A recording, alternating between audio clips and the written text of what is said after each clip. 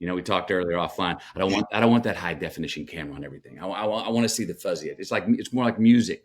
It's not telling me every detail. Let me paint the picture. Let me that some people we see in life and art we see in life, they will never look better than they did when they turn the corner at magic hour from 60 yards away. And as you get closer, you go, oh no, geez, I liked it back there. You know, you know what I mean? But the impression that has allowed me to use my imagination more. So the impression of things is what I've really been enjoying. Not going further, just letting come into my imagination sooner, rather than going in and getting all the details, or learning to go get the details and go, no, you know what? I'm going to go back and just work off that impression.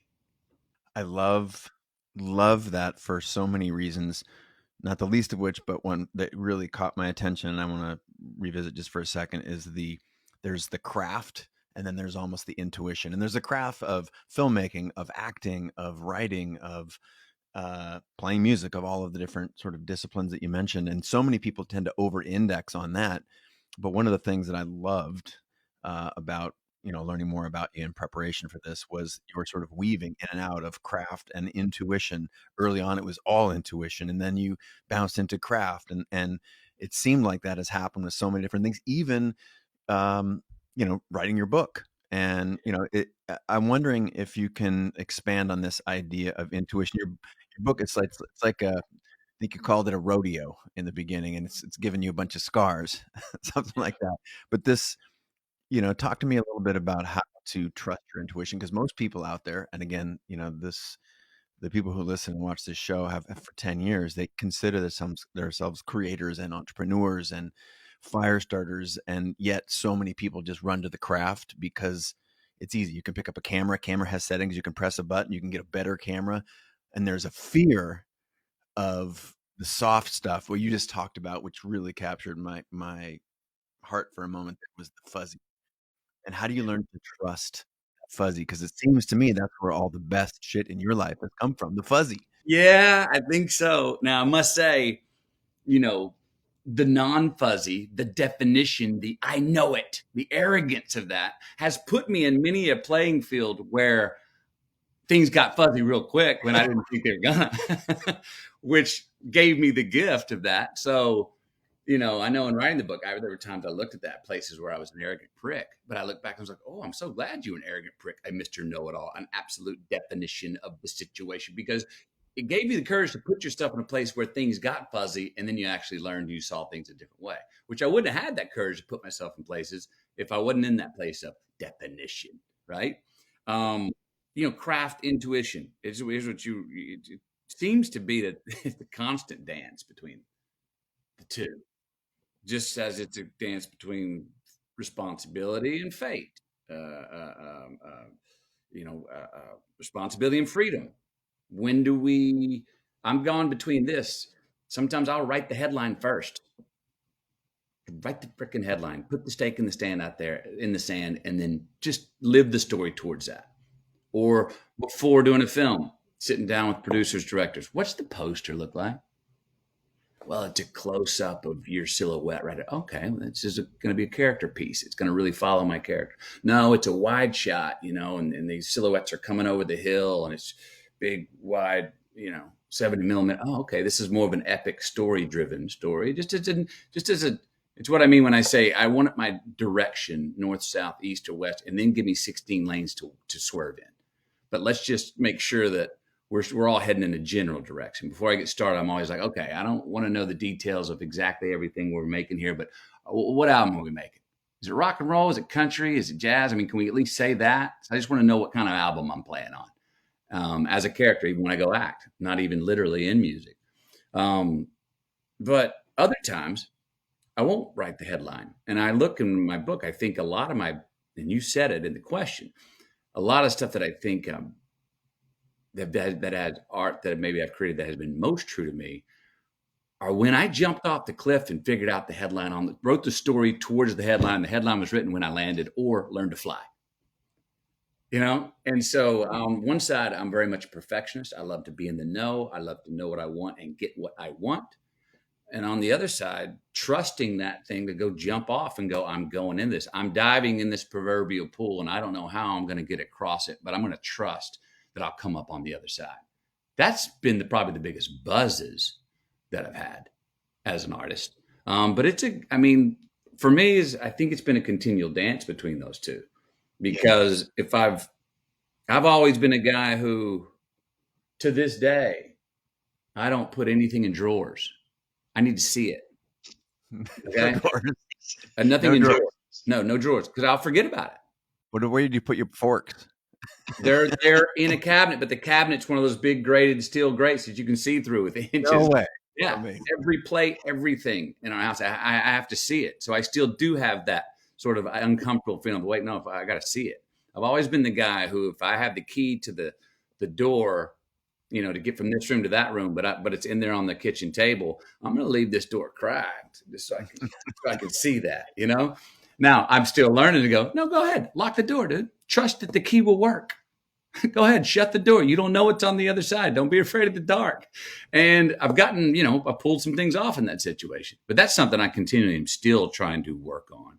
And it's, becomes challenging in ways as we get older. We build things that we don't want to turn a blind eye to. Family, there's certain things we build that I'm just not ready to go cover my eyes and go, yeah, let me just see what happens over there. I have to tend to those things. I want those things in front of me, my children, and family and such. So, it's a mix. One of the things I say in the book is create the weather. I like to create my weather so I can blow in the wind. That's the conservative early, liberal late. But I've also realized that many times I've been liberal early, conservative late, which means jump off the cliff, tell the story on the way down, figure out how to fly or when you land, and that will be find the headline at the end of the story. How did you learn to trust that you would come up on the other side of the pool, that you would be able to figure a way to pop the parachute or land on your feet? It seems to me that that's the part, as I'm thinking about the questions that I always get about creative process, or for myself, or has been a regular theme in the show, is where does that come from? Is that an accumulation of scars where you get enough licks that you recognize you have what it takes to come out the other side most of the time? It just occurs to me that this is right. Like most people, they're not taught to trust that. We've got, a very careful parent culture. And I mean, I used to leave my house in the morning and, I used to have to be home at dark. And that was when I was like 10 years old. Right. And it's different. And how do you learn to trust in sort of the culture that we're living in right now, which is tenuous or hard or difficult? Or that's a great question, and has to do with a lot more than just art. It has to do with the art of living in relationships, because we're in a time of great distrust right now. But as far as the creative process for me, learning to trust, I know for a fact that learning my craft, that 19 years with that lady Penny Allen, gave me the courage to trust and say, put the blindfold on me and take me to Neptune, wherever you want to take me. And as soon as I step off the spaceship, be recording before you take the blindfold off. And I'm trusting that I'll be my man, or I'll be true to my character as an actor. But a lot of that confidence came from learning the craft, meaning preparation to come in to a scene, not with one truth, but with 5 truths. So the director can say anything to me. The other actor can do anything on the other side. I'm ready. I'm calling audibles. It's an instinct, but it took years to get that, because the intellectual process of learning your craft is actually, you stumble. I went backwards. I was not as good of an actor when I first started taking acting lessons, because I now became conscious of what the hell I was doing. And so it's up here in my head. You realize what you don't know, right? Yeah, I'm going, so I'm going to auditions and I'm not getting any of them. And I'm getting called back, but I'm not getting in. And I'm like, what are you so tight about? Oh, you're thinking about it. And I always like to take it to the analogy of sports as well. You get a new defensive coordinator on a team, you pretty good time to bet against that team next year, because that defense is out there thinking. And if they're thinking, the wideout's already a half a step past them, and then they're going to catch it and run up the score. But if you can work the things from the head to the instincts and the gut, where you're just in the moment calling audibles instinctually and able to dance. Now we're dancing, right? Now we're playing. Now we're not working. When it's up here, I find myself working. That seems like that's the required work that a lot of people don't want to do. That the ability to trust yourself comes from the reps of the craft, letting that stuff fade into the background when you're operating a camera or on stage and at a play or anything. There's this you can. Is it fair to say that you've come to trust yourself because you put yourself in that position over and over and over, and you found out that you most of the time can, if not thrive, survive. And if you don't survive, you get knocked on your ass. You can lick your wounds and get up again another day. Yeah. Yeah. I mean, 100%. 100% that the learning and the preparation and the learning of the craft give confidence to me, and we'll give it to other people too. Then, let it come from the inside, and then it comes from the instincts out. I always grew up and pulled things off, be out of sheer almost resilience. I mean, I've gotten away and pulled off creating, to whatever extent you would call it, art, just because of I love the dare of going, I think I can pull that off. Sometimes out of pure ignorance. Ignorance is bliss in a lot of ways. The things I didn't know. But I have nightmares about some of the things I got away with back when I didn't know, that I wake up now going, oh, geez. Or if I'd have known what I knew now, I wouldn't have pulled that situation off. I wouldn't have got away with it. You know what I mean? But, okay. I'm glad I didn't know then. I just saw something. I don't remember where I saw it.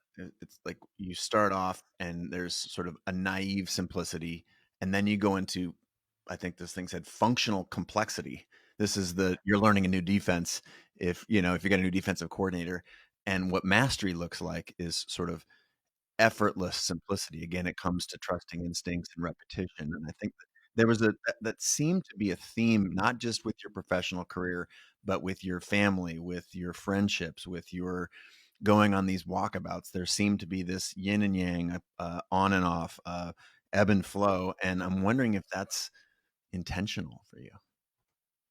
Well, in looking back, obviously it was intentional, because we can all connect the dots looking backwards, right? I have a pretty good consistent track record of this sort of boomeranging out and going out, or being in the middle flying, and then all of a sudden having the spider sense, the threshold, go off early enough and listening to it to go, no, let's hop out of this. We need some solitude.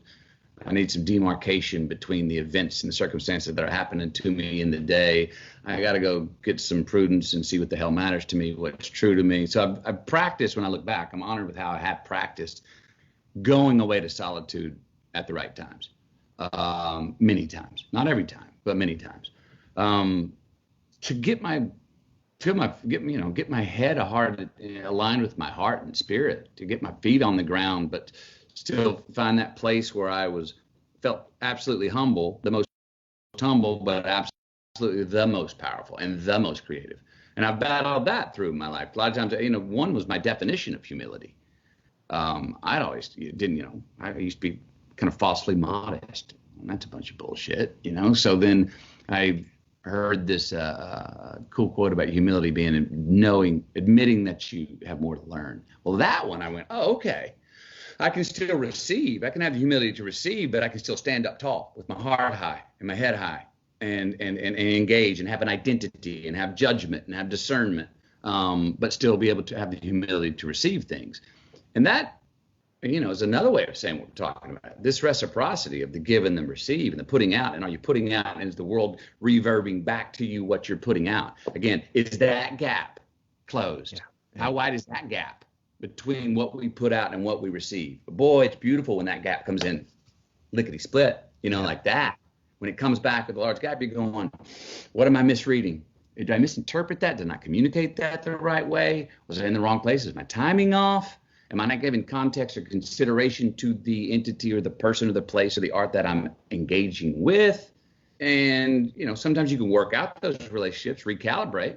But I found that those places to recalibrate, and I'll harp this back to the book again. And this is very obvious when I say it, even though when I said it to myself for the first time a month ago, I thought, oh, wow, that's awesome. And I was like, well, kind of no shit, which is the more personal we get, the more relatable we are.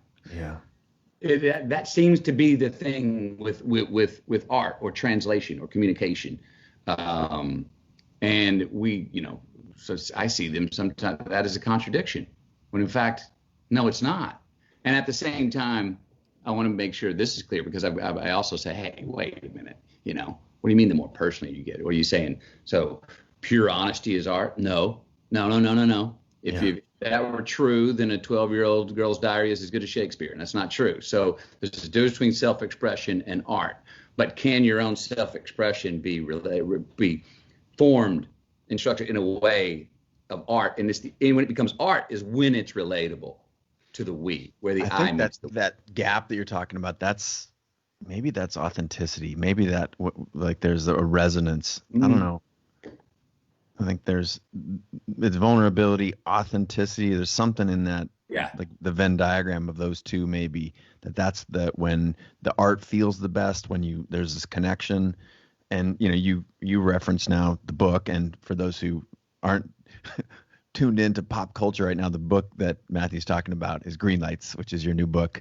It's probably a good time for me to say again, congratulations. It's incredible. It really is. I've read a lot of memoirs, and this doesn't feel like one, but it is in a poetic and beautiful, heartfelt, earnest, playful way. So congratulations, you created something beautiful, and it was fun to see a different outlet from you.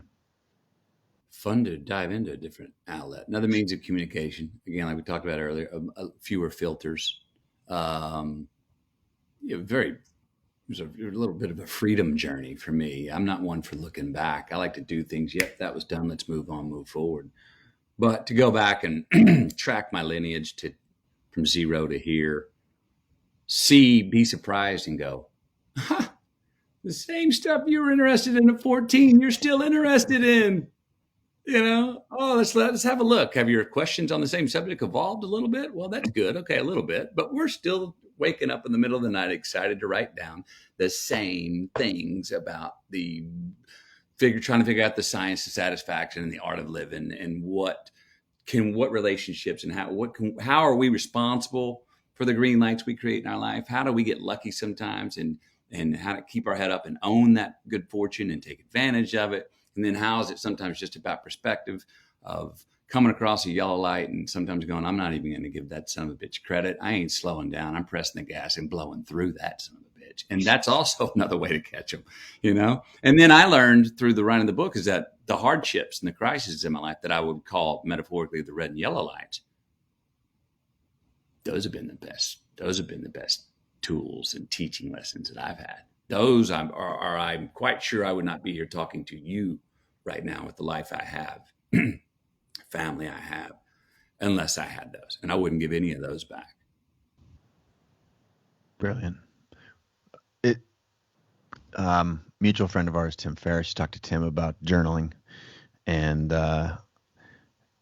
for those who haven't read the book yet, there's this intertwined relationship between the book that you are reading and the journals that you had created, and then the ones that you were creating when you went, say, to the desert, got the permission slip from step away from the family for a little bit and go out on your own. I'm wondering, has that role of journaling, did that lead you to the book, or did the book lead you back to your journals? And how important has writing things down been for your success, your introspection, humility? How important has it been? Sure. The journals led to the book. The journals, I always, again, since I was 14, I've always been the guy that would hang on. It's before phones. It was like, hang on, I gotta write something down. I don't have a pen. Can I borrow that Sharpie, waitress, whoever? And I'd write it on my arm, or write it on the napkin, or on the beer coaster. Or then phones came along, and I'll pull it out at a dinner party, and I have to let the whole table know, guys, I'm not writing anyone else. I'm here. Actually writing something, and I'm write it down, and then I hand you the phone, Chase, and go, did I quote you right, Chase? Will you sign that? And you go, yeah, that is what I said. And I go, great. Do you mind? I'll footnote you if I bring that up. But I think you just said something that I feel is applicable, that can scale out, that I want to test out on things in life and see if that reverb comes back to me in a like way, see if it kind of gratifies me. So that's always been the stuff that's interested me and the stuff that I wrote down in journals. Um, I threatened to go write a book 15 years ago. I just didn't have the balls to do it. And my excuse was, oh, you know what, just keep living. Don't get retrospective and write anything down. And you know what, when you die, Camilla or some good friend will go back and look through those journals. Maybe if it's something worth sharing, let them do it postmortem. And that was really an excuse. But then about 3 years ago, I said, you know what? That treasure chest of journals was just, I always take it with me. It was staring at me and it started barking at me a little bit. So I said, okay, all right, I'm going to go away with you and see what you got. But I wasn't courageous enough to do it on my own. Got a ghostwriter. The ghostwriter and I meet one time for 3 hours. That afternoon, his boss for the New York Times pulls him off the project. He can't work on it. And right when that happened, as soon as I told my wife, I said, you know what? Stephen got pulled. I think I need to look for an. We both looked at each other and smiled and went, this is perfect. I got to go and do it. She was like, exactly. You got to go do it. So packed the stuff up, went to the desert to see what I had. I did do this. I came into it thinking, oh, this is going to be very academic. No, maybe it was part of my ego. I don't know what it was. It was something that I was, and this is going to be very academic. And I remember after 4 days looking through my journals, I was like, I don't think this is as academic as you think it is. And at first I was let down and I was like, but you know what? It is more poetic. And I was like, well, that's cool.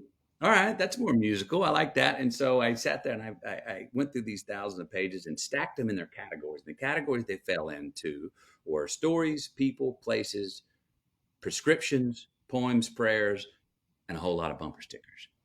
And so I then looked through those and looked for the theme. And that's where the title Green Lights came up for the reasons that I was saying earlier.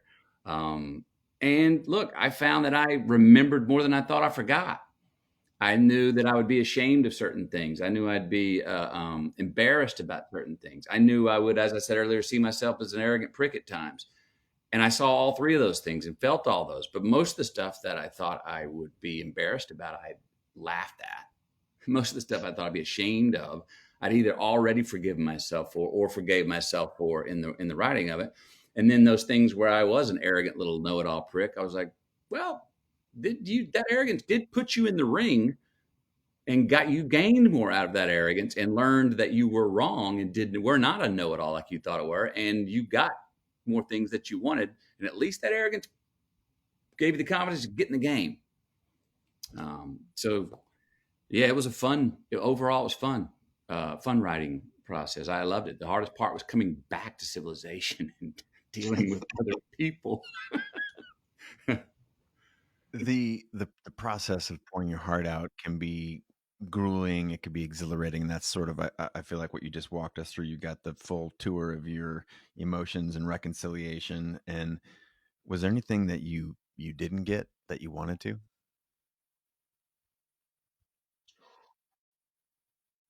Well, to go back to the craft and intuition, I went in as a craftsman. I went in thinking, oh, I know what this is going to be. This is going to be a really academic book. It's going to be thought it was going to be almost more like self-help advice. Tactical. Yeah, tactical. And I love tactics. I love precision, as we were talking about earlier. But then the intuition is what revealed itself. And it became it became a poem rather than an academic tool. And so I didn't get what I initially went in thinking I was going to get and wanted to get. Yeah. But I came out with something that feels a little more magical and even more true and more relatable to the human experience. Well, that's the trust part, right? You trusted that you're going to come back with something, and sure enough, that repetition, the learning to trust yourself over and over. If you didn't trust yourself, you'd probably still be writing.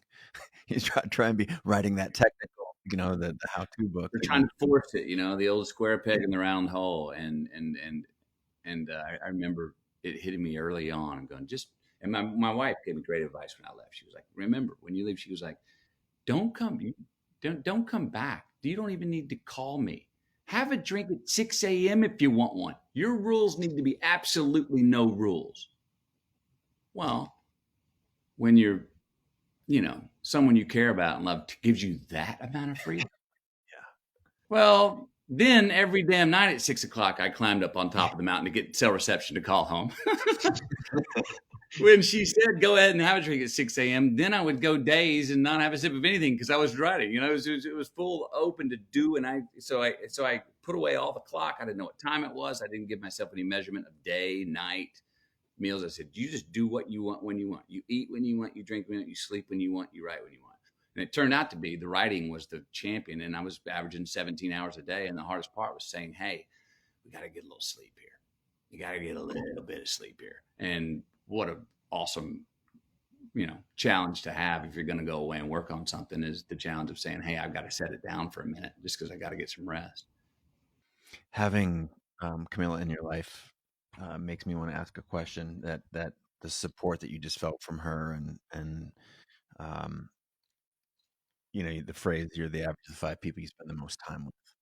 How important has that been in your life, in successes and the failures? How do you choose who to spend your time with? And, the book, for, again, those who haven't read it, I highly, highly recommend it.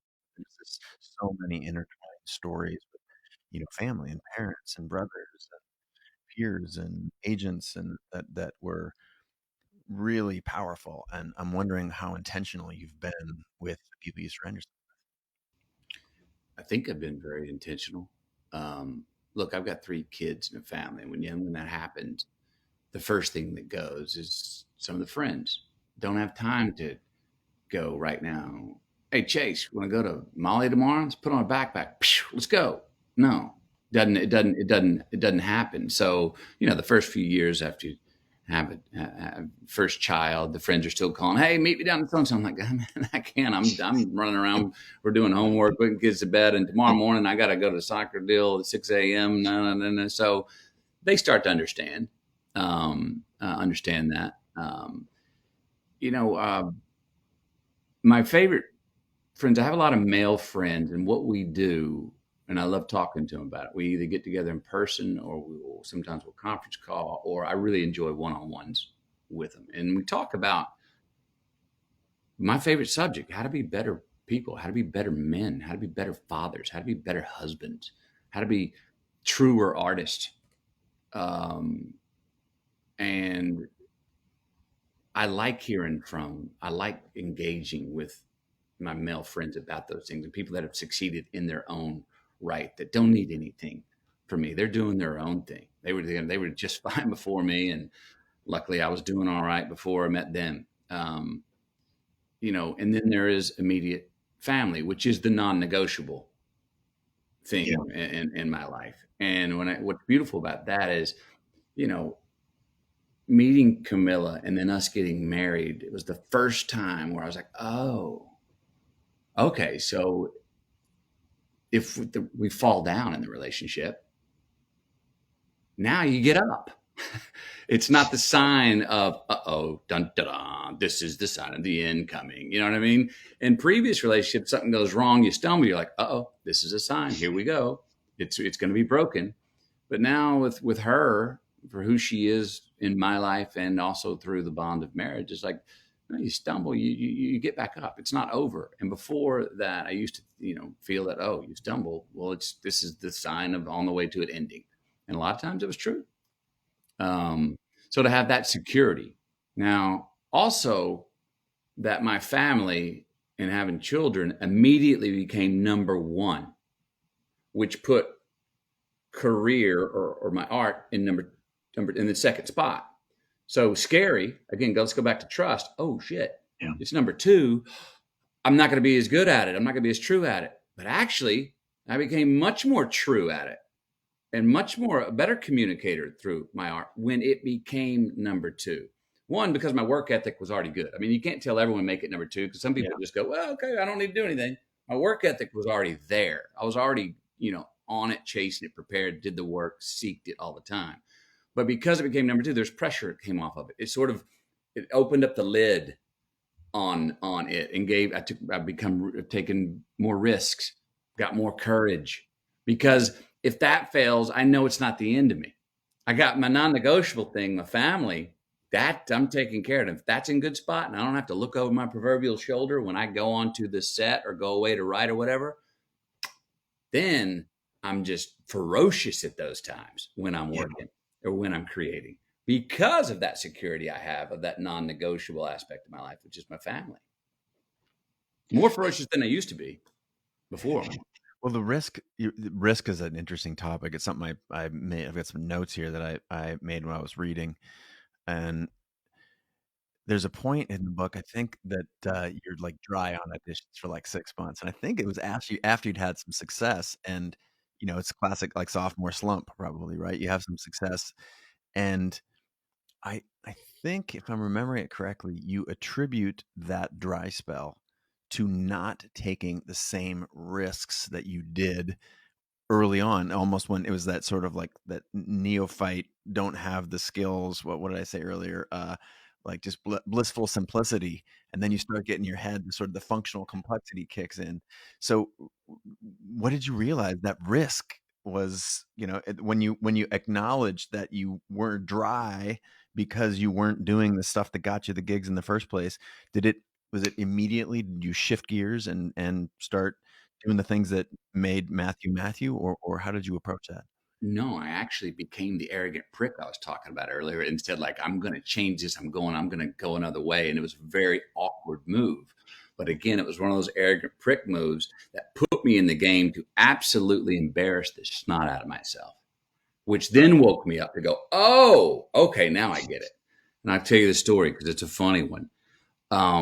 There was about 6 months where I had now become a little conscious of what I was doing. Now hopping out in the jumbotron and the third eye and the third person and having to look at myself. Where before everything was just subjective. Man, I'm on press record. I've got natural ability. You want me to be in the scene? Yeah, come be in this scene. There's no lines written. I don't care. Well, all of a sudden I get a little conscious of what I'm doing. And there's that, as we talked about, that period where you get a little heady. It takes a while. You kind of stumble around before it gets to your instinct. Well, I was going to audition to get a first call back, second call back, but not a third. I don't get called. It was going on. I'm like, dang it. Every time you're leaving these auditions, you're driving down the road going, damn it. You were tight. You only gave 90%. You had the moment and you contextualized the moment. You should have just done it. And I said, and all of a sudden I get this blind offer on a job.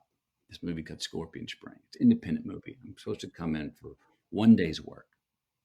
They write the byline. There's this drug runner on the South Texas border. The coyotes are coming over with this cocaine. You're supposed to pay them for it, but instead of paying them for it, you shoot them dead and steal the cocaine and steal it and come across. El Rojo is my name. Okay, so I get this bright idea. This very arrogant bright idea. Hey man, you got to go back to how you did it in the beginning. Like a Dazed Confused, when you didn't know what you were doing and you had the instincts for it and you had 3 lines, but you worked for 3 weeks. You just knew your man. You just acted like your man. Forget lines. Forget what the scene's about. So I say, bright idea, Matthew. I'm not even going to read the script. I'm not even going to read the scene that I'm in. I'm going to know my man, that man, El Rojo, who does that. What would that man do? And that's what I'll do. That's what I'll say to get what I want. So You already know where this is going. I show up on set that day. I've got my leather jacket on. I got a cowboy hat on. I got some greasy jeans. I'm real. I know what I want in this. I want the cocaine, and I'll kill them to get it. Now, by whatever means, I don't care what they do. I'll just do what I need to do that, to get away with that. So I'm standing on my mark, about to shoot this scene, which I have not looked at.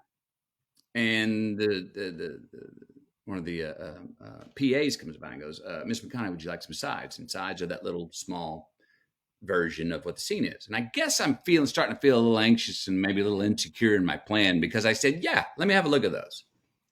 So I'm on my mark and I get the scene. In my mind, I'm telling myself, well, you can have a look at this, El Rojo, because if it's written well, obviously that's what you'd say and we're going to say anyway. And if it's not written well, just say what you would say and just be your man. But have a little peek. I look at it, page 1. Page 2. Page 3. Page 4. Can I get 12 minutes? Now, why did I think I needed 12 minutes? Because there's a 4-page monologue by Rojo in Spanish.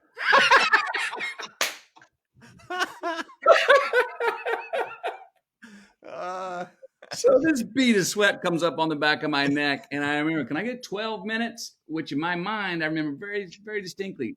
In my mind, that was like, oh, not enough time to inconvenience the crew who was ready to shoot the scene, but enough time to maybe learn 4 pages of monologue in Spanish because, hey, I took Spanish one semester in the 11th grade. Well, I was right on one of the accounts. It really didn't inconvenience the crew that much, but it was not enough time to learn 4 pages in Spanish. And I came back and did the scene. I've never watched the movie, too embarrassed to, but from that moment, I went, oh, okay.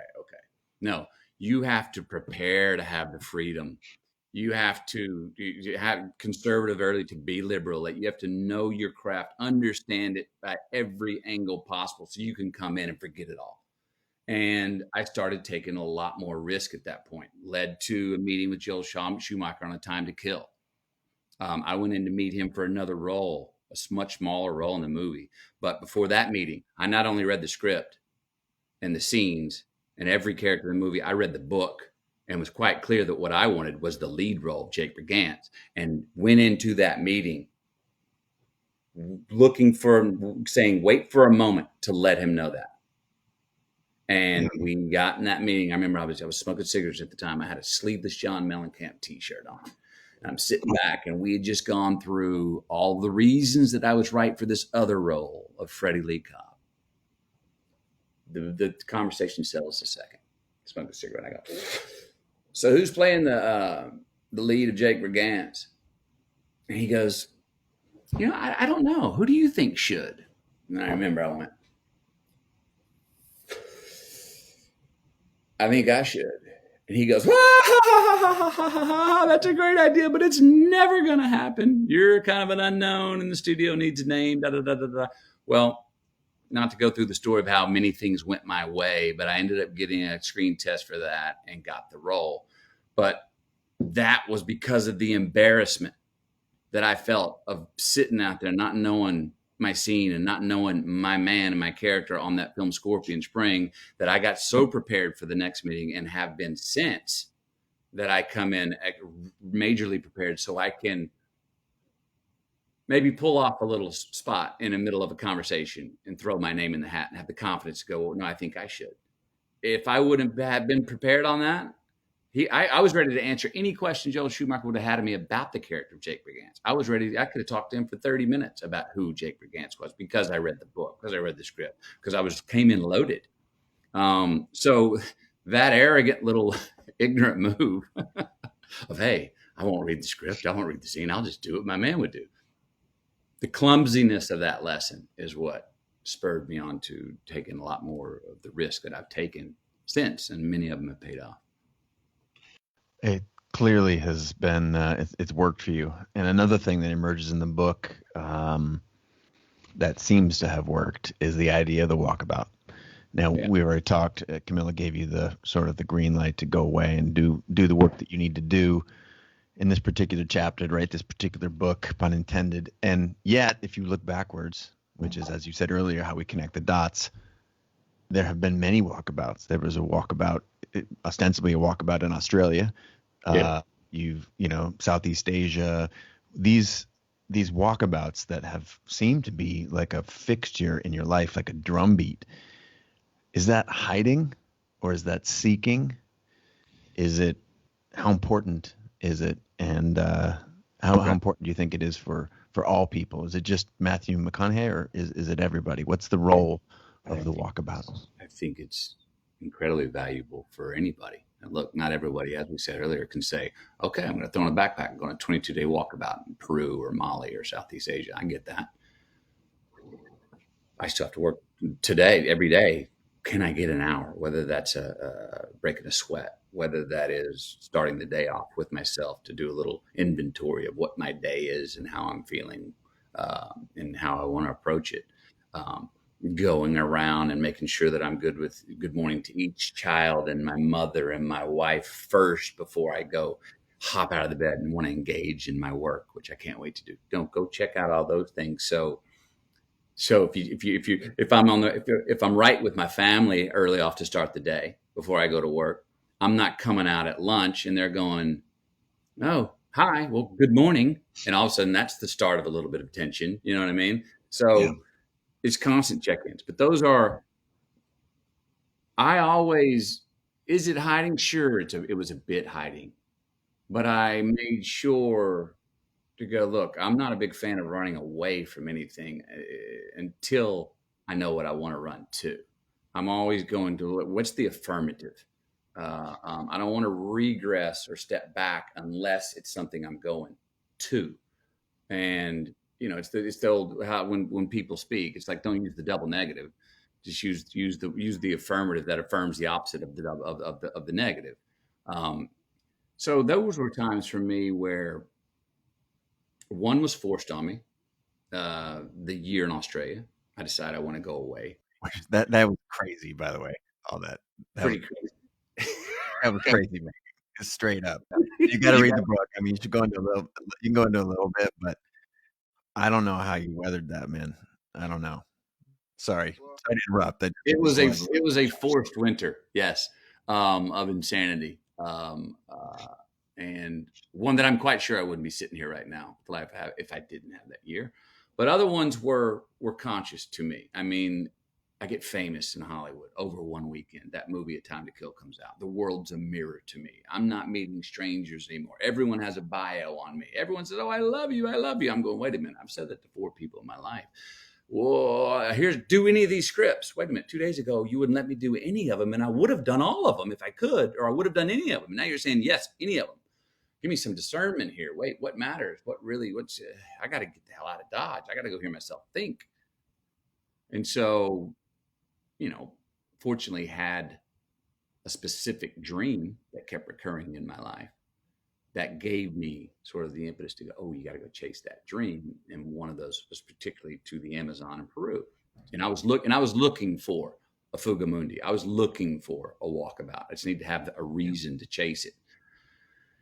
And the first 12 days, in my experience, those walkabouts, when I need them, the first 12 days are absolute hell. I do not like my company. I cannot stand my thoughts. I'm not present. I'm not sleeping well. I'm clumsy. I'm talk about tripping yourself running downhill. Things can be going well. I'm creating resistance to feel, and bleeding at times, So, and then after about 12 days, after each one of those has had a night, usually around day 12, day 13, that I'll have a purge, that I'll strip every talisman that I'm about, whether it's a family name or an American ball cap or anything to do with any of this newfound fame or anything that has to do with an occupation. Forget artist, forget actor, whatever. Who? Let's crack it all down. I'm a child. I'm not even a man, not even sexuality. Break it down to my version, what's called a child of God, a mammal. Let's break it down to there, buck naked, literally and proverbially, and go, okay. And guess what, McConaughey? You're the only son of a bitch I can't get rid of. I'm stuck with you. So we got to figure this out. Let's shake hands on some things. Let's forgive ourselves for what we should forgive ourselves for, because you're being a little arrogant in how guilty you're feeling about some things. Yeah, let's forgive you that. And let's say the buck stops here on some other shit you're letting yourself get away with. Enough. Quit letting that slide. We're not going back into the world and reintegrating back to the world and letting ourselves slide on that. And all of a sudden at that point, I wake up the next morning and I'm light as a feather. And people around me who don't even speak the language are telling me, la luz, you're so light. And all of a sudden, then the journey is the seeking. Then the journey is I'm finding out. We're seeing beauty, seeing poetry in the world, my reaction with it, my relationships with people, everything, my sense of humor, my wink comes back. And then those journeys are beautiful. But they wouldn't have been that unless I went through the first 12 days. I just knew at those times that I needed them. I needed to cut the chafe off. That I had too much frequency coming, and we have so much frequency coming at us today. How do we go so fast where we hear ourselves think in the middle of the noise? I mean, we can't, we can't just all go, well, I'm going to go become a monk later. It's a lovely idea, but it's quite a privileged one if you can pull it off.